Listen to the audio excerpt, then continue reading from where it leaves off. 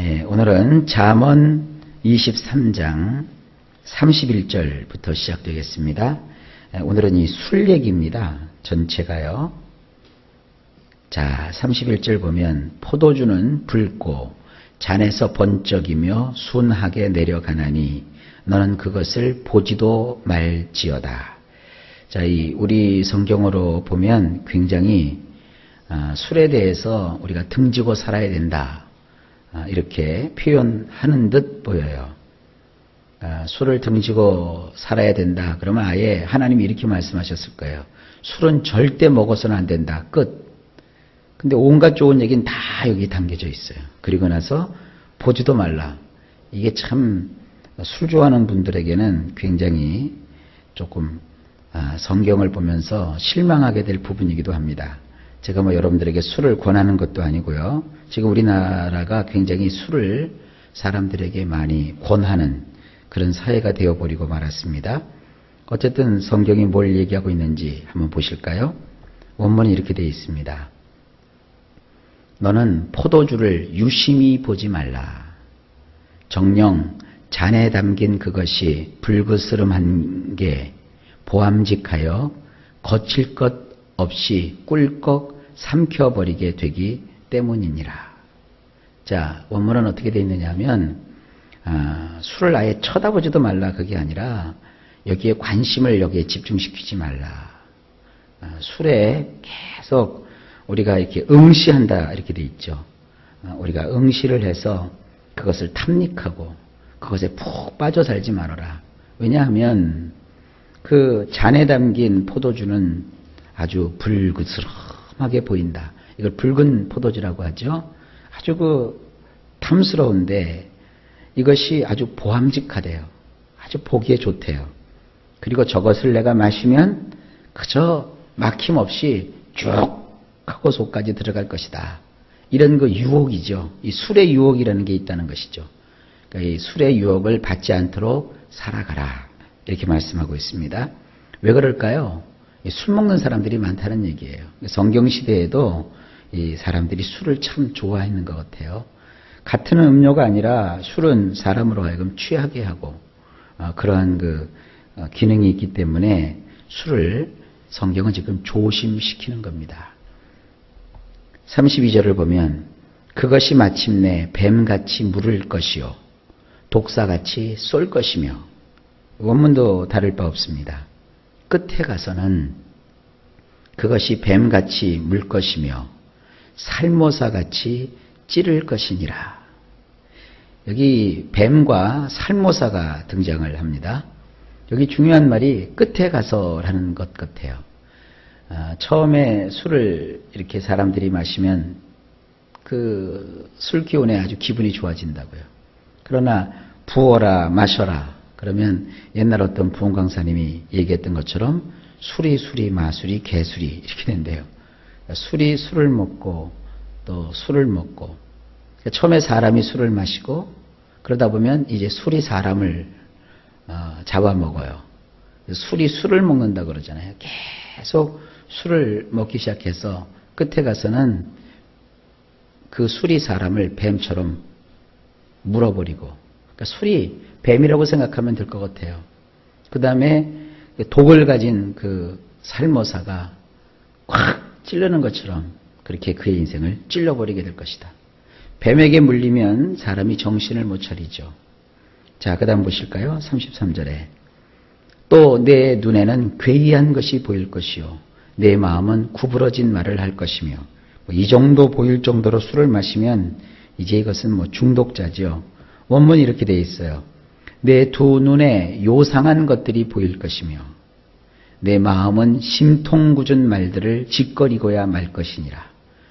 이제 술을 이게 먹어서 취하게 되면 어느 정도 선까지는 사람이 기분이 좋을 수 있다고요.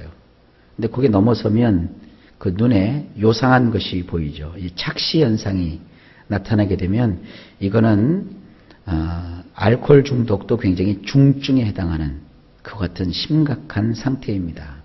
두 눈에 요상한 것이 이제 보이기 시작하고요. 그리고 술에 쩌들게 되면 사람이 심통궂은 말들을 짓거리게 됩니다. 여기 지금 제가 짓거리고야 말 것이다 이렇게 번역을 했는데 이건 원문에는 어떻게 되어 있냐면 필히 그렇게 된다는 거예요. 술이라고 하는 것을 사람이 통제할 수가 없어요.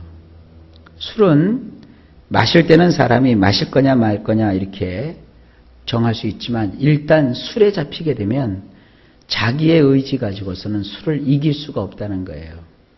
자, 한 구절 더 보십니다. 34절. 너는 바다 가운데 누운 자 같을 것이요 돛대 위에 누운 자 같을 것이며.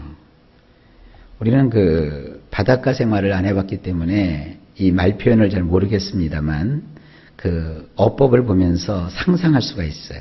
원문에 이렇게 되어 있어요. 너는 바다 한복판에 누워있는 자와 같을 것이며. 여러분 혹시 그 유람선이나 또 어선을 타고 바다 한가운데 가보신 적이 있으신가요? 아주 오래전에 교회에서 바다 낚시를 간다고 해서 한번 쫓아갔던 적이 있어요. 근데 바다가 겉에 볼 때는 이렇게 잔잔한 것 같은데 그 조그마한 조각배와 같은 어선에 타고서 바다 가운데 있으니까요. 배가 휘청거려요. 지금 이 말하면서도 제가 속에서 그 배멀미가 나는 것 같아요. 그러니까 배멀미가 나니까 어때요? 머리가 지끈거리고 말이죠. 온 세상이 노랗게 보이고 아무것도 못 먹어요. 그냥 거기 누워 있어요. 그러니까 사람이 술을 이렇게 먹어서 중독증 정도가 되면 이건 뭐 제정신이 아니죠.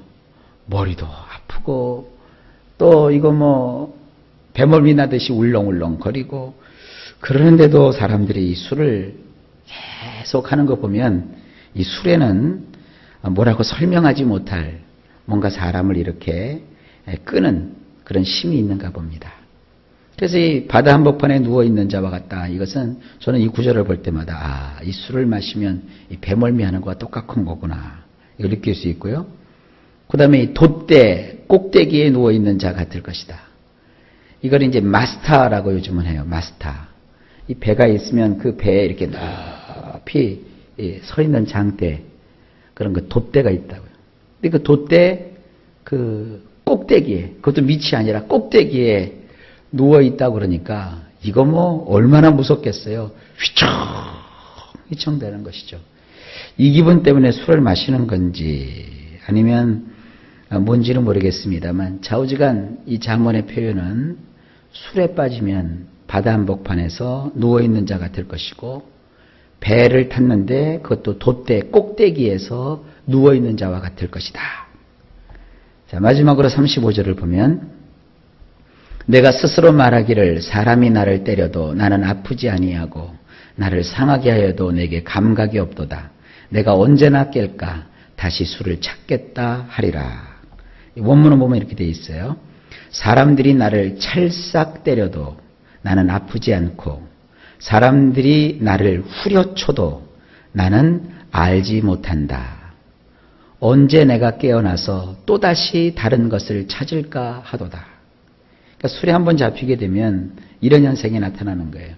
사람이 나를 와서 이렇게 탁 때려도 아프지 않고 사람들이 나를 데려다가 막 후려쳐도 나는 알지 못하고 인사불성이 되는 거죠. 맞았는지 내가 진이겨졌는지 전혀 모르고. 그리고 또 이게 웃긴 게 이제 이렇게 술을 먹고 취하면 아이고 머리도 지근거리고 속도 메시껍고 아이고 이게 다시는 안 마셔야지 이러지 않는다는 거예요.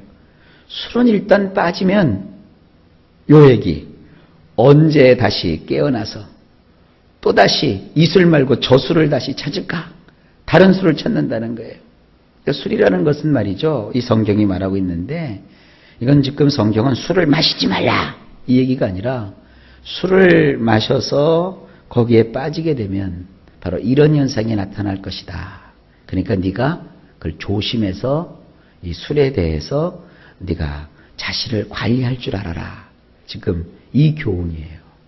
성경은 우리를 아이들 다루듯이 이렇게 다구치거나 그러시는 거 아닙니다. 그러니까 저는 이 성경의 원리대로 여러분들에게 가르치고 싶어요. 뭐 여기서 교회에서 술 먹지 말라, 술 먹지 말라. 그 밖에 나가서 술 먹지 않는 사람들은 정말 천사 같은 사람들입니다. 뭐 가족 모임에 가서도 한잔 하실 수도 있고요. 또 친구 간에 어떤 오랜만에 만나서 한잔 할 수도 있고요. 또 직장에서 또 그렇게 할 수도 있고요. 또 어떤 가정은 그 부부가 서로 뭐 화합하기 위해서 또 술을 한잔 할 수도 있고요. 또 며칠 전에 텔레비를 보니까 뭐 빨간 포도주를 하루에 한 잔씩 마시면 무슨 뭐 장수할 수 있는 뭐다. 뭐 그런 것도 발표가 되고. 그러니까 이 술에 대해서만큼은 이 교회는 전문가가 아닙니다. 옛날 우리나라에 복음이 처음 들어왔을 때 사람들이 마실 게 없고 먹을 게 없으니까 맨날 술만 먹어서 그랬는지 하여간 우리 한국 기독교회는 초기 기독교 전례 과정에 이 술과 전쟁을 선포해 가지고요. 지금도 예수 믿는 사람들 그러면 술과 전쟁을 해요.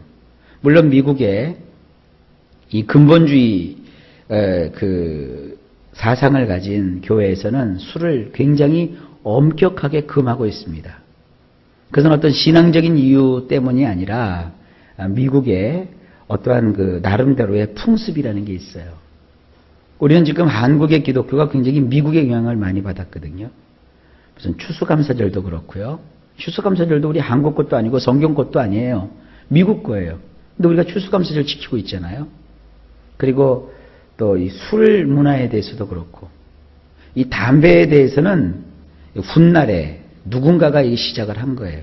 그러니까 사실 성경은 술이나 담배에 대해서 그렇게 특별하게 딱 부러지게 우리에게 얘기하고 있질 않습니다. 그런데 오늘 이 잠언에 보게 되면 만약에 네가 술을 탐닉하게 되면 이런 현상이 나타난다. 그러니까 너 이렇게 하고 살을 내? 이런 게 싫지? 그러니까 이제 술을 삼가하고 조심하고 살아가라.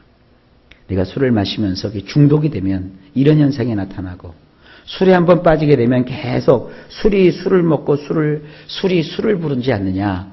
그러니까 너는 잘 파악하고 판단해서 이 술로부터 신앙을 지킬 수 있는 그런 자가 되라.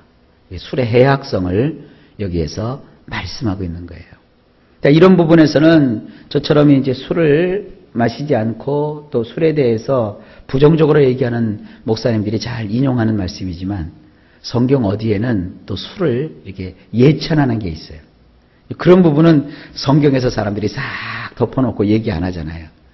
그러니까 우리가 그렇게 비양심적으로 성경을 보지 말고, 예수님도 술을 드셨는데요. 이런 얘기하면 이거 듣는 분들 굉장히 좋아할 것 같은데 좋아하긴 너무 이르고요. 어떤 풍습이라든지 정황에 따라서 술을 마실 수도 있고 안 마실 수도 있어요. 그러나 술이라고 하는 것은 사람을 취하게 만듭니다. 어떤 분이 그러더라고요. 그러면 술을 마실 때 취하려고 마시지 취하지 않으려고 마십니까? 예, 안 취하고도 마실 수 있는 그런 어떤 방법이 있어요.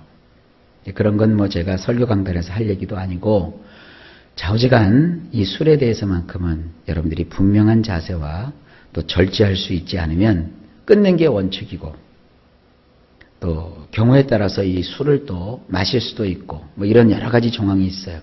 이것에 대해서 제가 더 깊게 얘기는 못하겠습니다. 좌우지간 신앙이 바르게 우리에게 이렇게 갖추어지려면 술 문제만큼은 스스로 명쾌하게 답을 가지고 계셔야 됩니다.